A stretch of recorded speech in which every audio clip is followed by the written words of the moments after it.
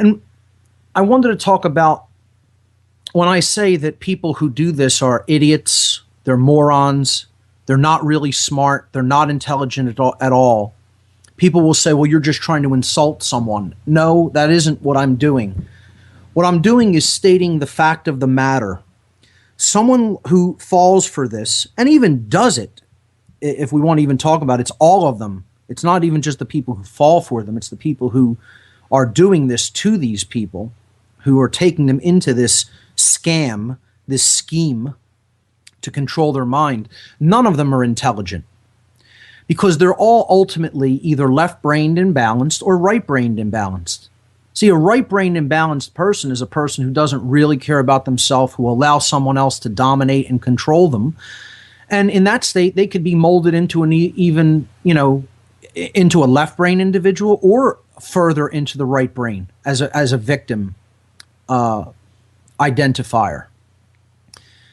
Once you're in the state of being controlled, you can be controlled, and the output will be determined by the person controlling you. Once somebody takes control over that which is being input into someone's mind, they have control over what the outcome is going to be. They have control over what that person is going to be like when they output them from that program. Okay? This is literally like a computer program. Garbage goes in, garbage goes out. Bad input leads to bad output. It's that simple. It really is that simple of an equation. So when I say that these people are stupid, that they're not intelligent, I mean it. Literally. They are not intelligent people. And this leads to the question, what is true intelligence? See, when we use the word intelligence in the modern world, it's often a complete misnomer, and we do not really understand what this word means. We think intelligence in the modern world is equated with intellect, with left-brained only intellect, not intelligence, okay?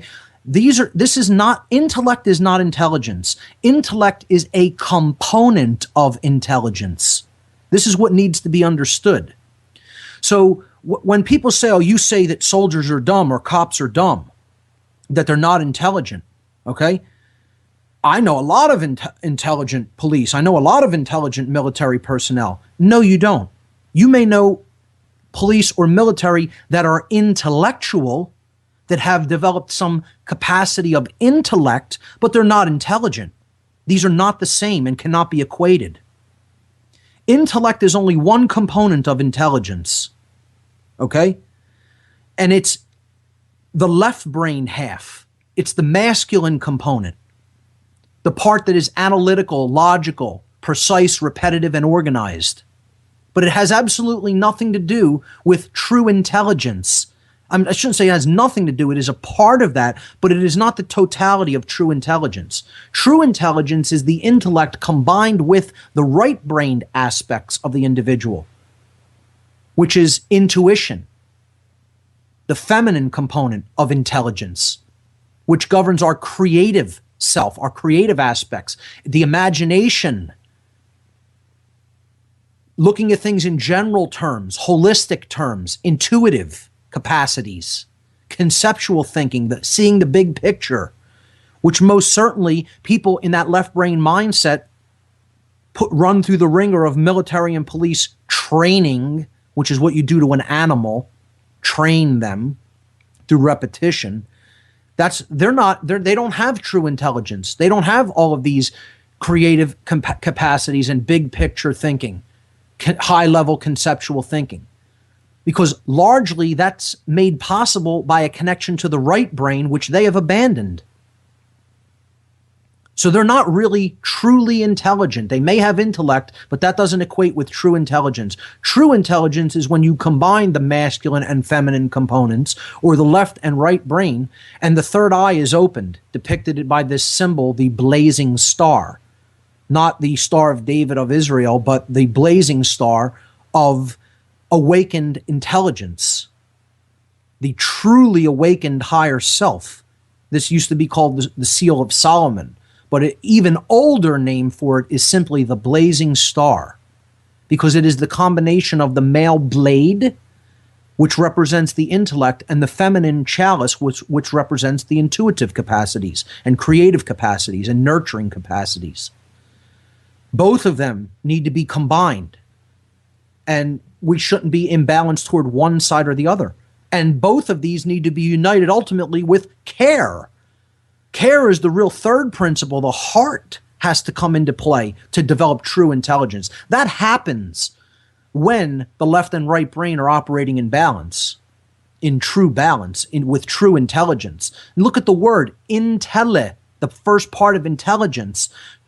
Intellect, intellect.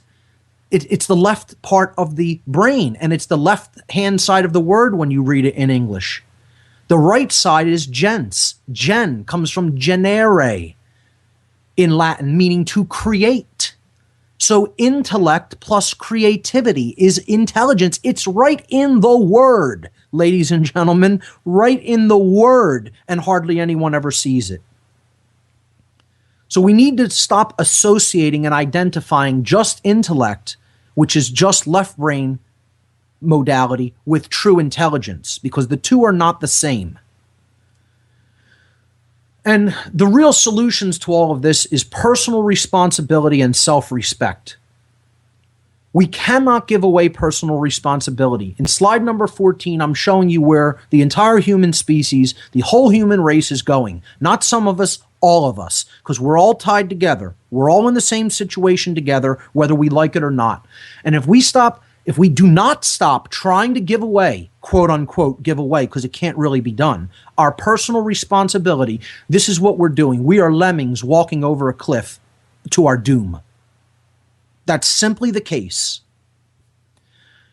Personal responsibility is yours whether you like it or not. It's an inherent, immutable law of nature. By the fact that you are in the cosmos, you are responsible for your actions. By the fact that you are in the cosmos in the form that you are currently in a human form, means, by definition, that you are responsible for your actions. And you cannot give that responsibility to another. Slide number 15, saying no is the solution. And this is an image of a single individual refusing to give the Nazi salute as Adolf Hitler is passing during the Third Reich in Germany. A single individual standing out amongst the crowd who are all going along, who says, no, I won't be part of that. I know that is not the right way. And therefore, he stands out as a unique individual who has reclaimed the part of his personal responsibility. In that moment, at least. That doesn't always follow that will be that way for the rest of the being's life, but the whole point is it's the beginning of making a decision that has to be reaffirmed to keep that responsibility and not try to give it away. That can only be done through self-respect, as I said last week, which comes from the Latin re meaning again and spectare meaning to look at. We need to take another look at ourselves if we're going to create any real change outside of ourselves. Look in the mirror, because that's where the answer lies. I closed last week with the quote from Vernon Howard, and I'll do it again this week. The philosopher Vernon Howard said that human sickness is so severe that few can bear to look at it, but those who do will become well. This is all about the willingness to take a look at ourselves, which is the development of true respect for ourselves, which we cannot give to anyone else until we have it first for ourselves. Respect and responsibility is the answer.